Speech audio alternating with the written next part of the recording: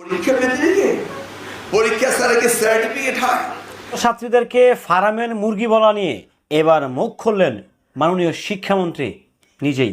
ছাত্রছাত্রীদেরকে ফার্মের মুরগি বলা নিয়ে এবার মুখ খুললেন স্বয়ং শিক্ষামন্ত্রী।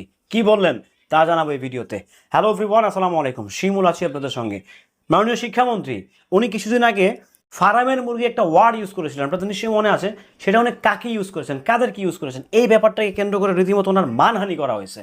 নট অনলি ওনার মানহানি অ্যাজ এ শিক্ষামন্ত্রী হিসাবে, দেখেন ওনার ট্রাম্পে নট অনলি এই ট্রাম্প, উনি যখন এর আগে যখন প্রতিমন্ত্রী ছিলেন, শিক্ষা প্রতিমন্ত্রী ছিলেন, তখন কিন্তু উনি দেখায় দিছে যে নকলের মায়েরা কেমনে বাপ করতে পারে, উনি মানে একদম ভালো মতো দেখায় দিছে। আর ওই শিক্ষামন্ত্রী এবার মন্ত্রী হয়ে গেছে, প্রতিমন্ত্রী থেকে ডিরেক্ট মন্ত্রিত্ব পাইছে। সো সে কী করবে শিক্ষার্থীদের জন্য সেটা আপনারা বুঝে নেন।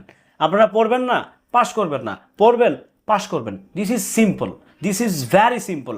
এখন আসি একটু ফার্মের মুরগি নিয়ে। দেখেন ফার্মের মুরগি উনি কি মানে আপনাকে আমাকে মেনশন করে, আপনাকে আমাকে মিন করে পড়ছে? নো, এবার দেন। উনি কিন্তু খুব স্পেসিফিকলি ক্লিয়ার করেছে ওনার মেয়ের সাথে কোনো একজন স্টুডেন্ট বারবার কথা বলতে চেয়েছে শিক্ষামন্ত্রীর সঙ্গে। সো যেহেতু ওনার মেয়ে, সেই আবেদনটা বাবা হিসেবে স্বাভাবিক নাকচ করাটাই, এটাকে ইয়েস বা গ্রিন সিগন্যাল দেওয়াটা হচ্ছে স্বাভাবিক। সো ওখান থেকে দিল।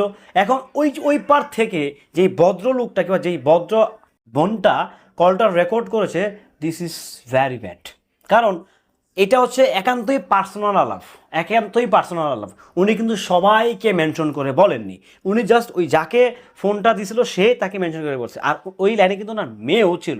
সো সেই জায়গা থেকে একজন শিক্ষামন্ত্রী, সে শিক্ষামন্ত্রী হতে পারে, বাট তার কি ব্যক্তিগত লাইফ নাই? তার কি ব্যক্তিগত জীবনী নাই? তার কি পার্সোনাল অপিনিয়ন তার মধ্যে কিছু নাই? মানে আমরা কিছু হইলে রাস্তাঘাটে আন্দোলন করতেছি, কিছু হইলে দরতক্তা মারবে, সরকারের পতন চাই, শিক্ষামন্ত্রীর পতন চাই, এর পতন চাই, ওর পতন চাই, এর পদত্যাগ চাই, ওর পদত্যাগ চাই। মানে পদত্যাগে ভরপুর, পদত্যাগে ভরপুর।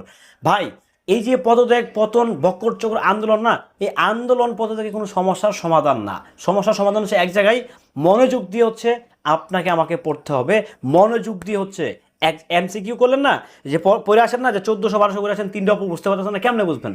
মাথায় ঢুকেছেন হচ্ছে গিয়ে ভিডিও গেমস, মাথায় তো উল্টো পাল্টা জিনিস ঢুকেছেন, পড়াতে মাথায় ঢুকান নাই। হ্যাঁ, অনেক অভিভাবক বলতেছেন যে এই শিক্ষামন্ত্রী হচ্ছে ছেলে মেয়েদেরকে অতিষ্ঠ বানায় ফেলেছে। অতিষ্ঠ না, বেসিক্যালি হচ্ছে কি আমরা অটো লিখতে লিখতে, থাউকা অটো ফাও মারতে মারতে আমরা এমন একটা প্রেক্ষাপটে চলে গেছি যে এখন রিয়েলিস্টিকটা ফিরে আসছে। সো এইটা আমরা আসলে অ্যাকসেপ্ট করতে পারতেছি না।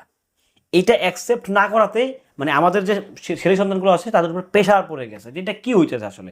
আগে তো আমরা পড়ি নাই, না করি তো পাশ করে গেছি, তাই না? সো এইটা কিন্তু অটো পাস, নকল, এগুলো ফাওয়া লাভ, বাউতাবাজি জাস্ট উনি খেয়ে দিছে এই শিক্ষামন্ত্রী। এগুলোকে উনি পাত্তাই দিবেন না, হিসাব পরিষ্কার। সো আশা করতেছি আপনারা ক্লিয়ার, আপনারা বুঝতে পারছেন যে